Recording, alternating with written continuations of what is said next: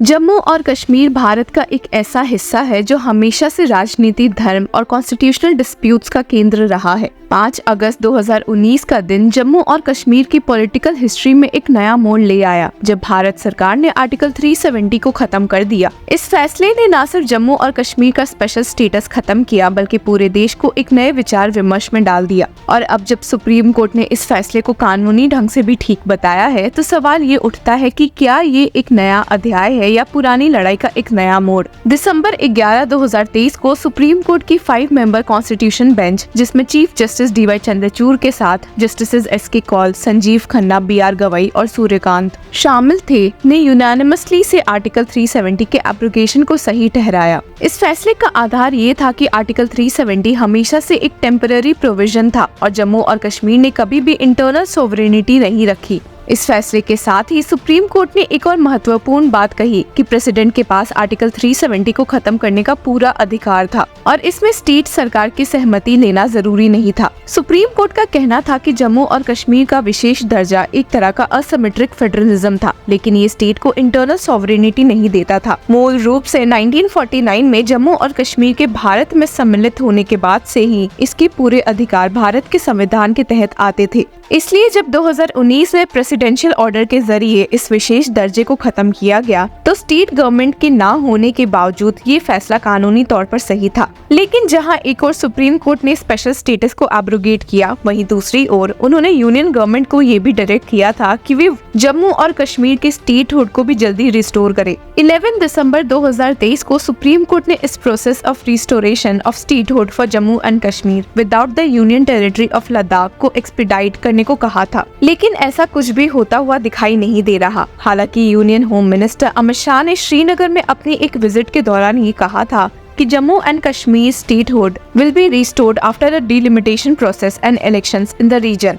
उनसे जब पूछा गया कि डिलिमिटेशन को रोक देना चाहिए, तो उन्होंने जवाब में कहा था, why should we stop delimitation? Delimitation will happen followed by elections and then restoration of statehood. I want to be friends with the Kashmiri youth. अब ये रिस्टोरेशन कब होगा, इसका जहां किसी को कोई भी अंदाजा नहीं था, वहीं इसी बीच सुप्रीम कोर्ट में एक एप्लीकेशन फाइल कर दी गई है, जिसमें यूनियन गवर्नमेंट को 2 महीने के अंदर जम्मू और कश्मीर के स्टेटहुड वापस करने का निर्देश देने की मांग की गई है। ये एप्लीकेशन एक मिसलेनियस एप्लीकेशन के रूप में in article 370 of the constitution case में दाखिल की गई है, जिसमें सुप्रीम कोर्ट ने जम्मू और कश्मीर की स्पेशल स्टेटस के एब्रोगेशन को अपहोल्ड किया था। आपको याद दिला दो कि उस फैसले में कोर्ट ने जम्मू और कश्मीर रीऑर्गेनाइजेशन एक्ट 2019 की कॉन्स्टिट्यूशनल वैलिडिटी के मुद्दे को एड्रेस नहीं किया था, क्योंकि सॉलिसिटर जनरल तुषार मेहता ने ये अश्योरेंस दिया था कि जम्मू और कश्मीर का स्टेटहुड वापस किया जाएगा। कोर्ट ने बस इतना कहा था कि स्टेटहुड का रिस्टोरेशन जल्दी से जल्दी और संभवित समय में किया जाएगा, लेकिन कोई स्पेसिफिक टाइमलाइन सेट नहीं की गई थी। इस एप्लीकेशन को कॉलेज टीचर जहूर अहमद भट्ट और एक्टिविस्ट खुर्शीद अहमद मलिक ने फाइल किया है, जिसमें कहा गया है कि सॉलिसिटर जनरल के अश्योरेंस के बावजूद भी पिछले 11 महीनों में आर्टिकल 370 के फैसले के बाद से अब तक यूनियन गवर्नमेंट ने जम्मू और कश्मीर का स्टेटहुड रिस्टोर करने के लिए कोई कदम नहीं उठाया है।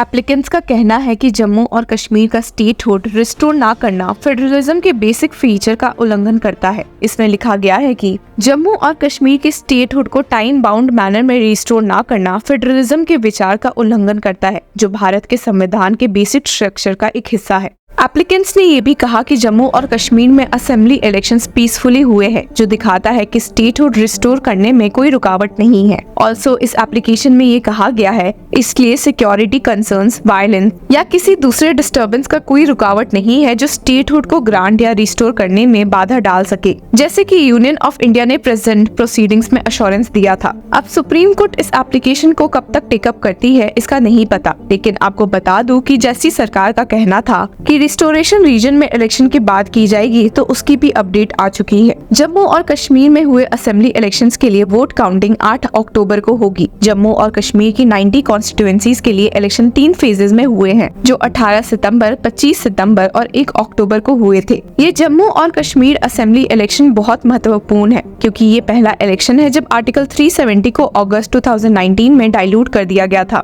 जिससे जम्मू और कश्मीर और लद्दाख यूनियन टेरिटरीज में बांट दिए गए थे।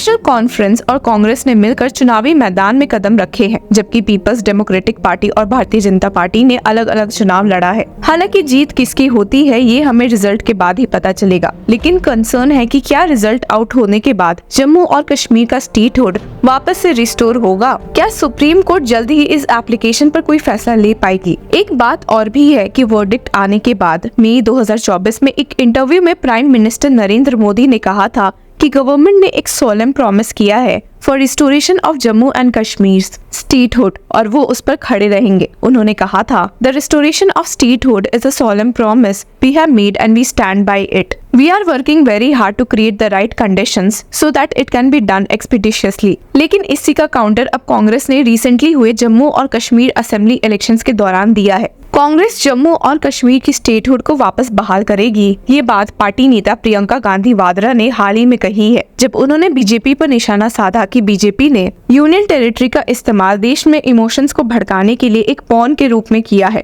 कांग्रेस की national general secretary Priyanka Gandhi ने लेफ्टिनेंट गवर्नर मनोज सिन्हा को भी क्रिटिसाइज किया और कहा कि अब जो की एडमिनिस्ट्रेशन है वो पपेट गवर्नमेंट है जो रिमोट कंट्रोल से चलाई जा रही है। वाड्रा ने ये बात एक पब्लिक रैली में कही थी कि the Congress party has a vision for you and for Jammu and Kashmir. We want to restore your state status. If our government comes to power, we will immediately restore your statehood. We will also revive the tradition of the Darbar move. Darbar move का मतलब है जम्मू और श्रीनगर के बीच हर साल सरकारी offices का shift होना, जो वहाँ की सख्त ठंड के दिनों में होता है। अमित शाह की स्टेटहुड इशू पर दिए गए बयान को लेकर भी प्रियंका गांधी ने कहा है that I found it amusing when the Home Minister said in his speech that if you want statehood back, you must vote for us. But the fact is, they are the ones who took it away. It is like a thief who steals your TV and then says, if you want it back, ask me. They claim only they can return it. If our government comes to power, we will immediately restore your statehood. उन्होंने BJP सरकार पर निशाना साधते हुए कहा कि उन्होंने जम्मू और कश्मीर को एक यूनियन टेरिटरी में डाउनग्रेड कर दिया है। गांधी ने प्राइम मिनिस्टर नरेंद्र मोदी पर भी निशाना साधते हुए कहा कि वो जम्मू और कश्मीर के लोगों के कंसर्न्स को लेकर सीरियस नहीं है। She said,